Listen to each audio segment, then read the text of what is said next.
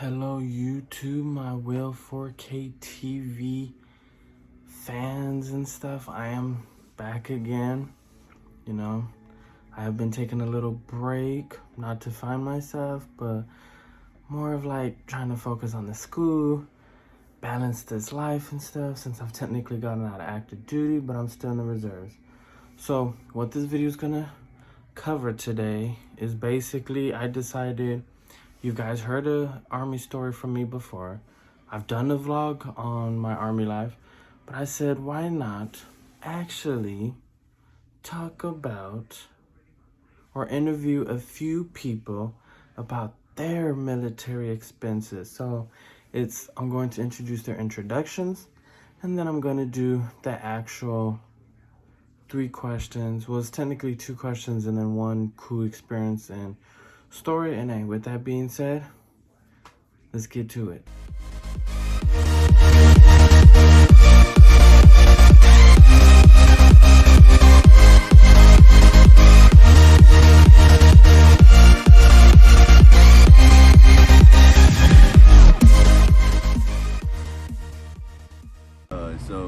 My name is Prabnor Gill.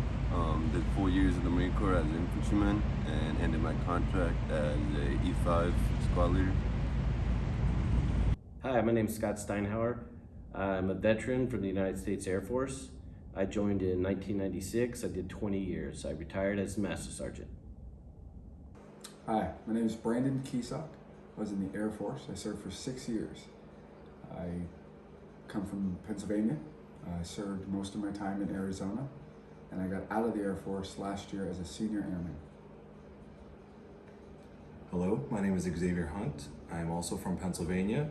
I served 6 years in the Air Force, and I got out of the Air Force as a staff sergeant.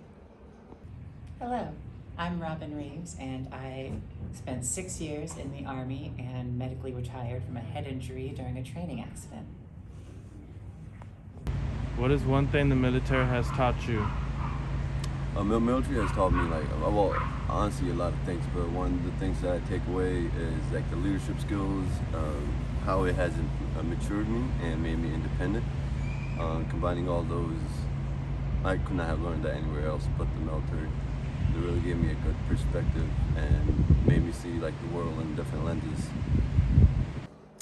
I would say discipline. Discipline is the biggest thing you get through the military.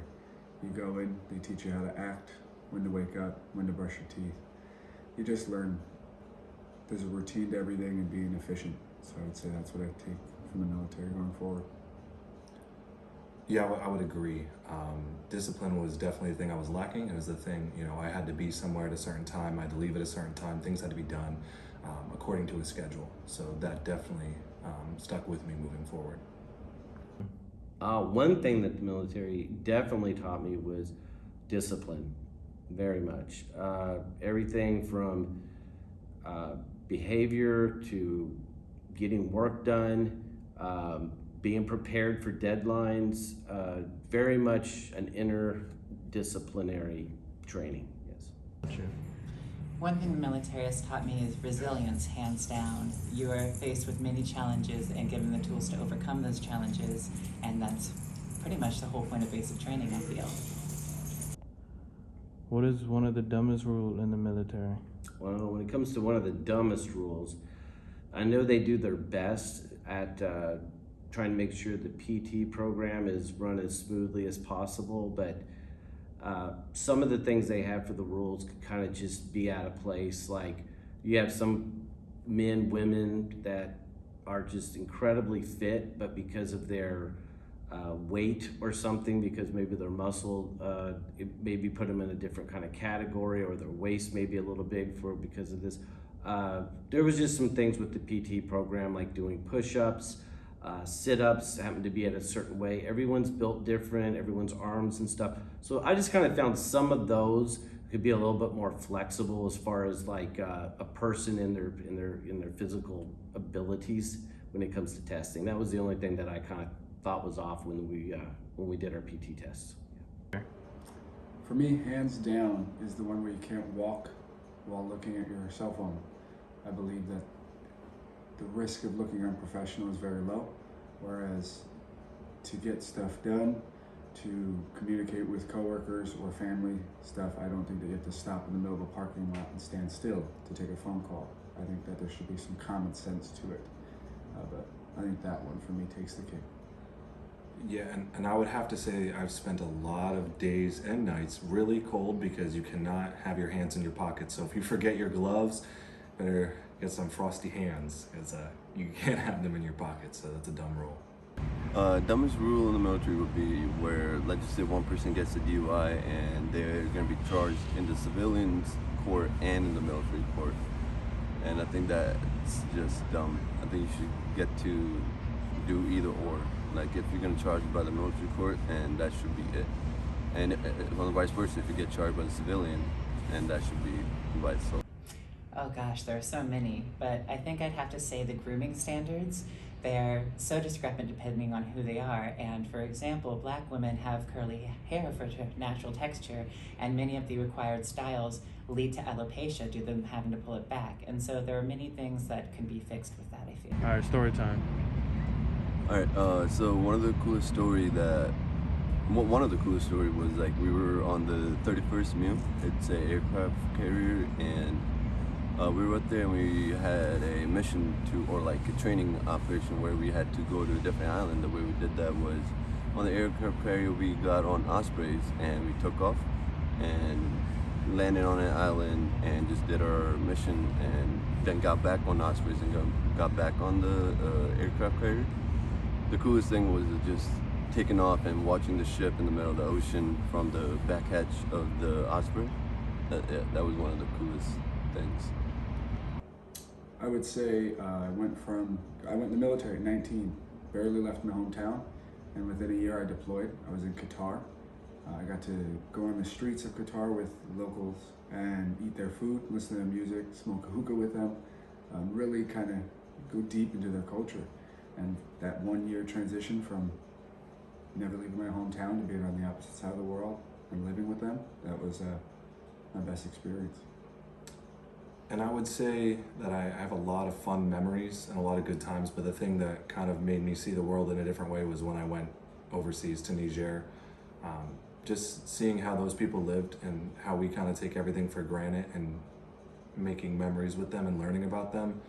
I don't think that I took away anything as big as what I took away from that experience.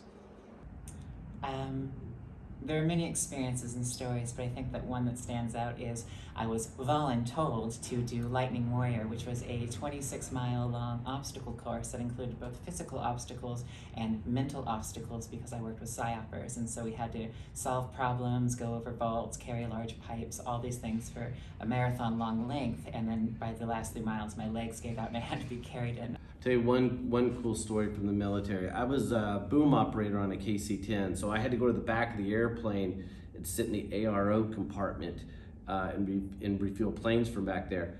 And during one of our missions, actually it was probably during Iraqi Freedom, I was back there and we only had a crew of 4. We had the pilot, co-pilot, engineer, and then maybe the boom operator sitting in the back. This was like 2 o'clock in the morning, and we just finished doing some refueling, and the light switch for the cargo section of the plane was off. Okay, so there was a shorted out, so I had to walk back in the dark. And what happened is I called up to, after the last receiver got its fuel, I called up and said, hey, I'm stowing the boom and I'm coming forward. And I heard the pilot, Captain Smith, go, roger that. So I'm putting the boom up, doing all my stuff, and I didn't know, but he had actually snuck all the way back to the back of the plane where it was dark, and he was hiding back there. He had a little night vision goggle. And so I came out of the ARO compartment, and it's like pitch black. I mean, you couldn't see your hand in front of your face. And I start walking back up the side of the cargo compartment, kind of holding onto the little rope that we had to get there.